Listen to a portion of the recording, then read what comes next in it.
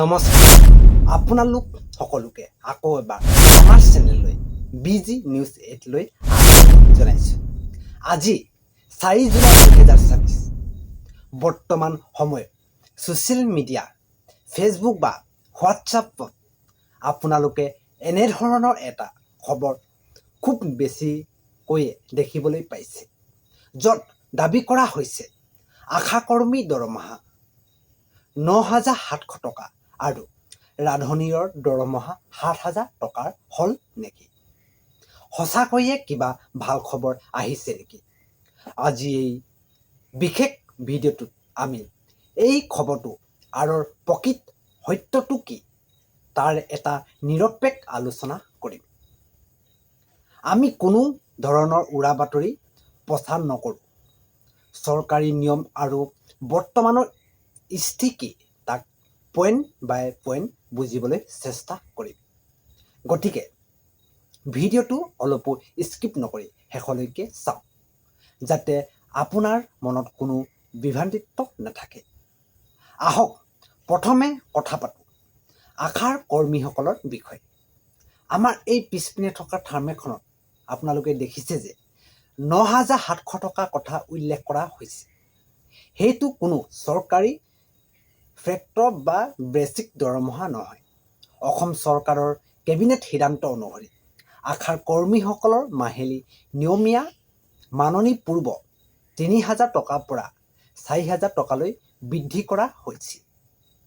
ইয়াৰ ভিতৰত কেন্দ্ৰীয় চৰকাৰৰ ফালৰ পৰা আহি ২,৫০০ টকা, ৰাজ্য চৰকাৰৰ ফালৰ পৰা দিয়ে হয় ১,৫০০ টকা, মানে ১৫০০ টকা। তেন্তে এই ৯,৭০০ টকাৰ অংকটো ক'ৰ পৰা আহিল? আচলতে আশাৰ কৰ্মীসকলে এই ৪,০০০ টকা ফিছকট মাননিৰ উপৰিও বিভিন্ন ধৰণৰ চৰকাৰী কামৰ বাবে ইনচেণ্টিভ পায়, যেনেকৈ প্ৰসূতি মাতৃক হস্পিতাললৈ নিয়া, টীকাকৰণৰ কাম বা বিভিন্ন স্বাস্থ্য আঁচনিৰ ফৰ্ম ফিল আপ কৰাৰ ইত্যাদি। যদি কোনো এগৰাকী আশা কৰ্মীয়ে বহুত বেছি কাম কৰে, তেন্তে তেওঁলোকৰ মাহিলী ইনচেণ্টিভ আৰু ফিছকট পইচা মিলি কেতিয়াবা ৮,০০০ৰ পৰা ৯,০০০ টকাৰ পৰ্যন্ত স্পষ্ট কৰিব পাৰে। কিন্তু চৰকাৰে সকলোৰে বাবে ফিছকট দৰমহা ৯,৭০০ টকা কৰা বুলি যিটো কথা ওলাইছে, সেয়া চৰকাৰীভাৱে সত্য একেবাৰে নহয়। এতিয়া আহোঁ দ্বিতীয়টো ডাঙৰ দাবীলৈ, যিটো হৈছে চৰকাৰী স্কুলৰ মধ্যাহ্নভোজনৰ ৰান্ধনী আৰু সহাৰিকাসকলৰ দৰমহা। ভাইৰেল হোৱা খবৰবোৰত কোৱা হৈছে যে ৰান্ধনীৰ দৰমহা ৭,০০০ টকা কৰা হৈছে। কিন্তু বন্ধুসকল, এইটো সম্পূৰ্ণ সত্য নহয়। আচলতে অসমৰ মধ্যাহ্নভোজন ৰান্ধনী সন্থাই দীৰ্ঘদিন ধৰি তেওঁলোকৰ মাহিলী মাননি ৭,০০০ টকাৰ পৰা ১০,০০০ টকালৈ বৃদ্ধি কৰিবলৈ চৰকাৰৰ ওচৰত তীব্ৰ দাবী জনাই আহিছে।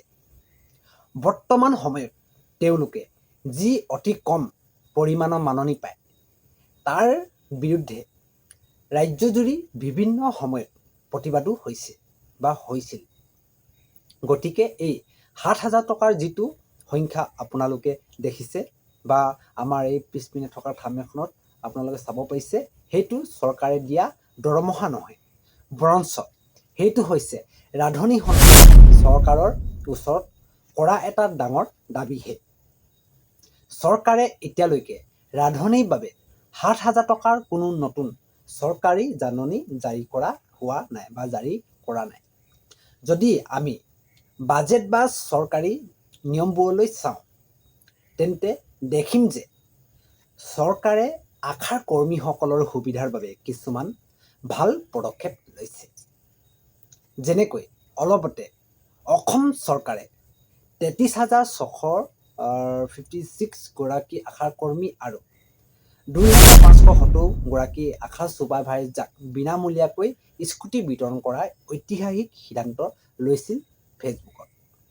ইয়াৰ উপৰিও আশাৰ ছুপাৰভাইজাৰসকলৰ মাহিলী বা মাননি ১০,২০০ টকালৈ বৃদ্ধি কৰা হৈছে।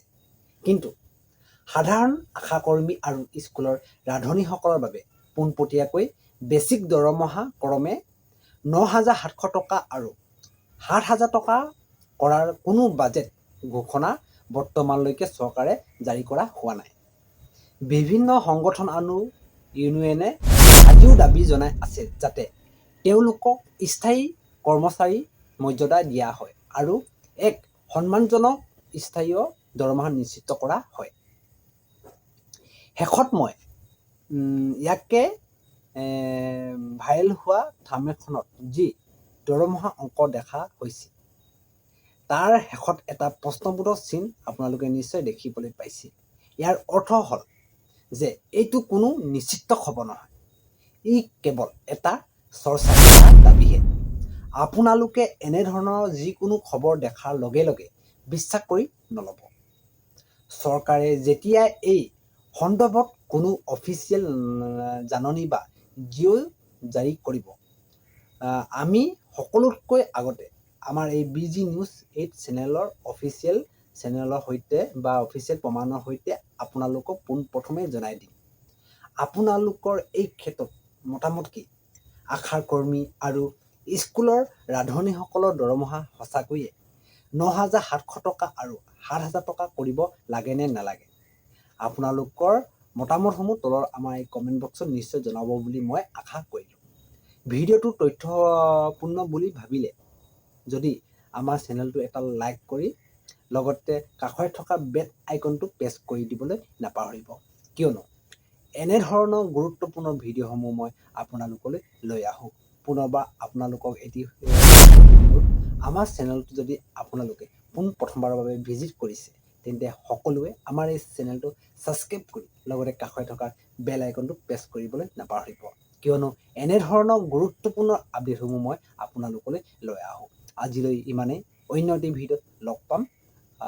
আজিলৈ আপোনালোক সকলোৱে কুশলে থাকক, সুস্থৰে থাকক। ধন্যবাদ।